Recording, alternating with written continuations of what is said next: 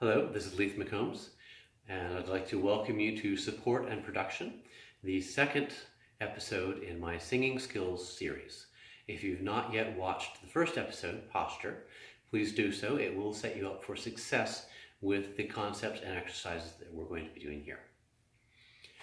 So when we talk about support, it's a very common term used by singers and voice coaches, and it's easily misinterpreted to mean air throughput, how much air you're putting out.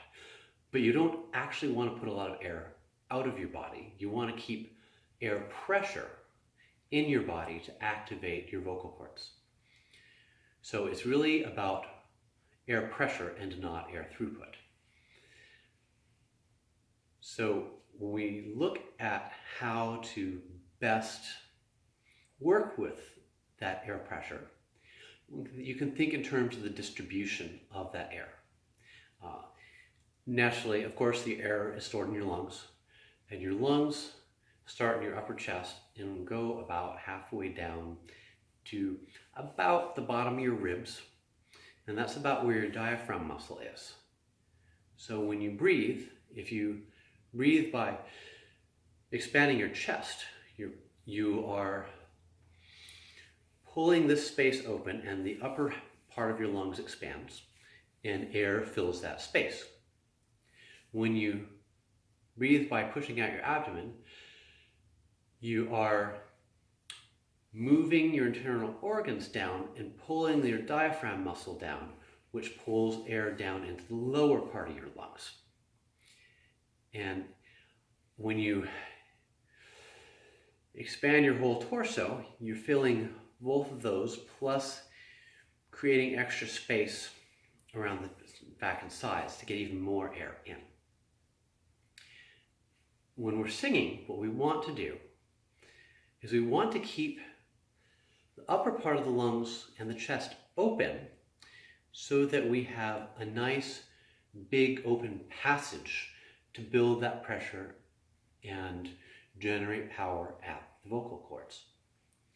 So instead of breathing with your chest and shoulders, you want to actually take in a breath that fills your chest and then let it out from down here.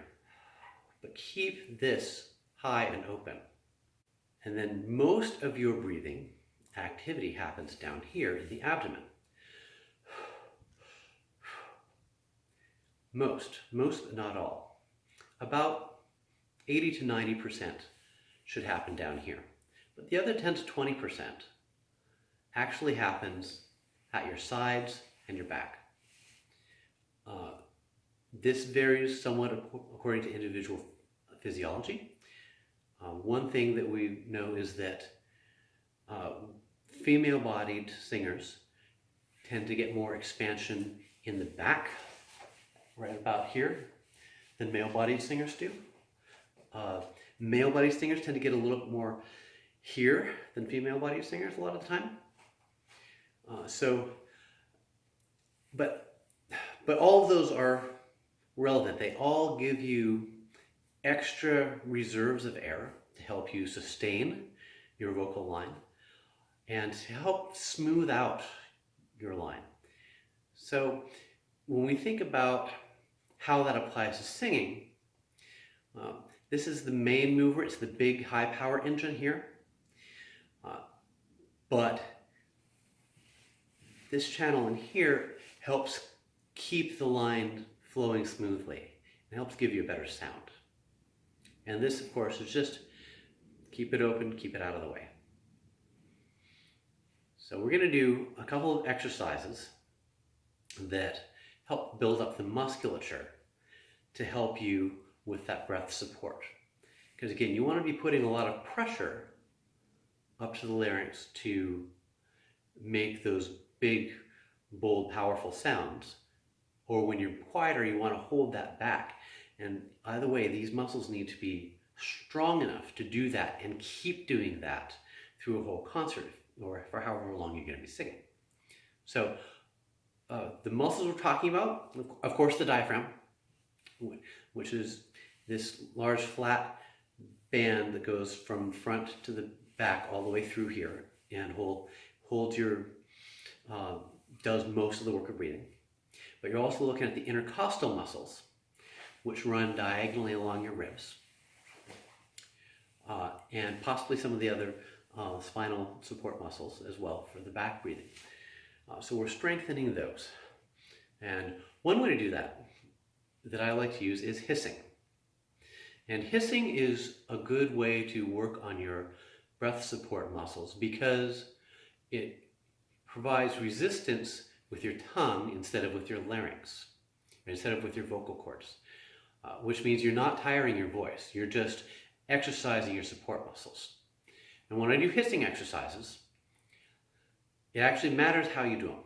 It matters how you hold your tongue, because anyone can go "sss," but when we hiss naturally, a lot of times we just put the tip of our tongue behind our teeth, "sss," and that won't hold back enough air. If I really give a powerful breath pressure behind that, it's going to push my tongue right out of my mouth. So instead, you want a big, wide seal. So I put my tongue all the way from the canines across the incisors. I seal that whole space off. So the only air that can get out is either pushing through or coming out the sides. And that's a strong, loud hiss. Now, I like to do pulsing exercises as a way of activating this main motor here. So I'll do just boom, boom.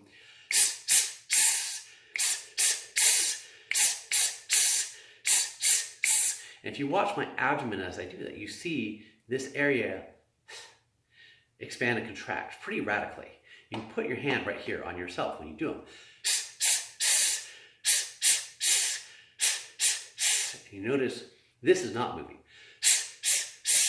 If you feel this moving, that means that you need to relax, take a big breath, open this up, try again.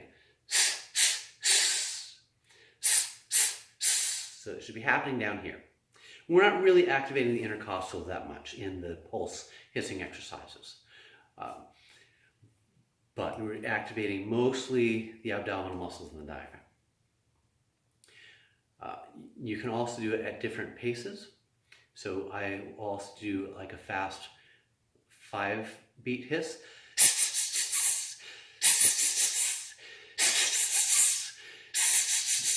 And that helps with when you need to sing fast passages, because when you need to sing fast passages with a lot of notes, you want each of those notes to get its own piece of breath, especially if you're singing Bach or Mozart. Magnificat! It needs that pulse in the voice, and you get that built up by practicing the pulse in the breath. Another useful hissing exercise, and if you see me shift back and forth, it's because I'm reminding my lower body to connect properly. Just standing here talking to you, I felt my knees lock and my hips start to come back. So I shift, I get my lower body posture back in place. Another good hissing exercise is working with crescendo and diminuendo.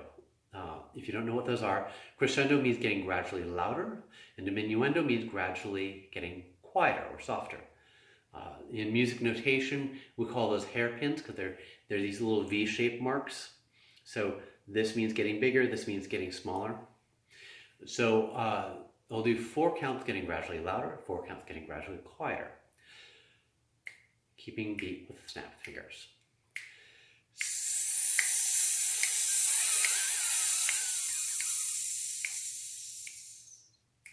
I'm going to do that again. Let's do it together. Ready? Go.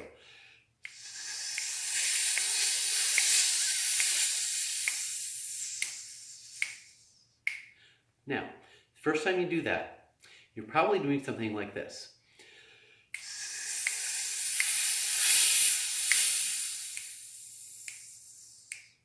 And losing most of your pressure at the beginning of the diminuendo. Instead, you want a nice even drop down, so it goes down smoothly to, which means you have to keep enough air to make it all the way through the first 4 counts and still have half your air left. So let's try it again. Make sure you have half your air left. Ready, go.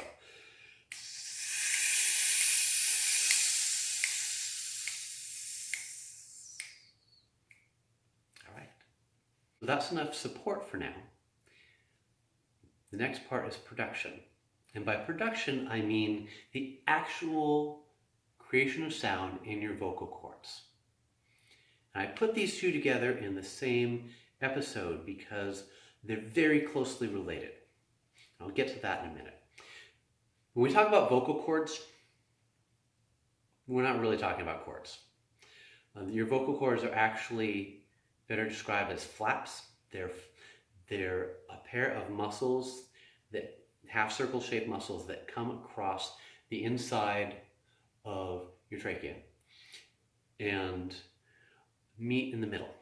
And they strike together, they vibrate together, and the speed at which they vibrate together determines what note you're singing, and how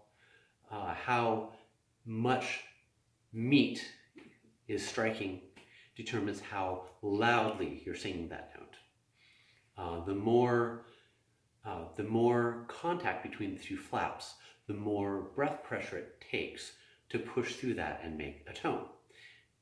And yes, there's tension involved because they are muscles kind of, but it's not muscles that you actively control. So we don't really think about that as a form of tension. When we talk about vocal tension, really usually really talking about the muscles in the outside of the neck that influence that sound. So another term people use for that level of pressure, that level of connection between the vocal flaps, is they'll talk about registration, singing in a heavy register or a light register. Basically, the more meat is in contact, the heavier the register. So if you have a really thick connection, you're making a heavy sound. If you have a really thin connection, you're making a lighter sound. Lighter is not always quieter. If you have focus, is a focused tone without a lot of heaviness in the vocal folds connection. A falsetto is a very, very thin connection, but it doesn't necessarily mean it's quieter. It's just lighter in its character. So we put these together because what powers the vibration is the breath pressure, the amount of air pressure that you generate and push to the bottom of your windpipe. And then the amount of vocal fold contact, or laryngeal pressure. It's your larynx, right? Your Adam's apple, your larynx. The amount of laryngeal resistance is what makes a sound, and it has to be in balance, because if you have more breath pressure than you have resistance, it blows through and you lose your sound. If you less breath pressure than you have resistance, you and you actually end up with a weak sound because you're not really able to make the vibration happen fully. So it's all about keeping those in balance. Fortunately, this is not something we have to think about a lot because it happens naturally. It's unconscious musculature. So mostly you control it just by your intention. If my intention is to sing falsetto, I'm naturally going to make a very light, thin connection in the larynx, and I'm going to give the amount of air pressure I need to power that connection and make it vibrate. So, practically speaking, what do we do with this? We make a heavier sound, or a lighter sound, depending on what we're singing and how we want to interpret it. But how do we make it better? We can practice with it. We can strengthen the actual laryngeal muscles through use. And we need to do that with some caution because it's easy to hurt yourself. It's easy to oversing. But we can, in a controlled way, by doing vocal exercises that actually make vocal sound instead of just hissing, and doing them with some power and with some significant pressure of air, we can train the actual vocal muscles to be stronger and give us more sound capacity. So again, the most important thing with any of these is if it starts to hurt, stop, back off, you're done for the day. Come back later, try just a little bit lighter next time. It's a good, when you're training your voice up, when you're training that power, you want to stop short of the point that hurts. So some exercises that we can do. One thing I like to do is pulsing. Much like the hissing exercises we were doing before, you can do that with the voice. Ha, ha, ha, ha, ha, ha. I like to use a ha because putting the H in front of it forces it to start from breath, and it's a little bit less tension inducing than if I just went ah, ah, ah, because there I'm closing it off, and that's a tension thing. So I start ha, ha, ha. And you can do different rhythmic patterns. Ha ha ha ha ha ha ha ha ha. And you go ha ha ha ha ha ha ha ha ha through different pitches. And you can also do what I call the starter engine, the engine starter. You ever turn the key and your car has a little trouble starting? You go. That's another vocal exercise you can do.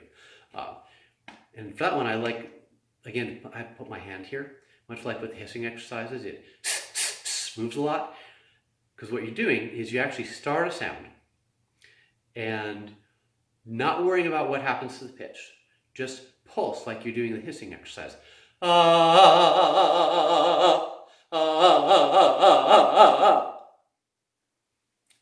Again, careful, don't overdo it. This one's fairly easy to overdo. But doing that, you can feel the breath pressure change as you contract at the abdomen. And you can feel the vocal folds respond to that by firming up. And that is a way that strengthens them. But again, you don't want to do that too long in one sitting. And you don't want to do it until it hurts. You just want to do a little bit. It's a good every once in a while exercise, or a good exercise for building up that power. You can do lighter pulsing exercises, especially if you're going to be singing Bach or Mozart. And go, ah. It's pulsing here. It's that fast, it's that fast pulse. With sound already started. So you start making a note, and you do a light fast pulse to it. And you go through different notes. I'm sure you've heard lots of people do that particular warm-up. It's very common. But all it's doing is pulsing the air pressure to pulse the resistance in the vocal folds, and using that to change the notes. So, when you are working with your actual voice, you got to balance the power of your breath support and the resistance in your throat. And to sing well, you need to do that in a relaxed way. If you tense up, it sounds tense, and no one wants to listen to that in most forms of music, and you hurt yourself. So you have to let the vocal folds do what they're going to do to make the sound they're going to make, and not overdo it so you don't hurt yourself. But you want to keep all this tension gone. The first thing that you should learn is the muscles in your neck, because we hold a lot of tension in here, especially when we're singing. And that is the first piece of tension you have to conquer. If you look here, and get the light on it just right, you can see this line right here that sticks out. It goes from the bottom of the ear to the top of the collarbone. And it's on both sides. So those are the sternocleidomastoid muscles, SCMs. And they're the muscles that pull your head forwards when you're sitting at a computer or driving. They tend to be over tight on most people most of the time. And it is very useful to massage them. Before I do any kind of singing, I put my fingers firmly on the tops of those muscles and just pull down and trace down from the top to the bottom. And you can hear as I do this, my voice starts to get a little bit lower as my neck relaxes. Of course, there are other neck muscles that hold tension. These are the most critical set. You can also pinch them between the thumb and your first knuckle.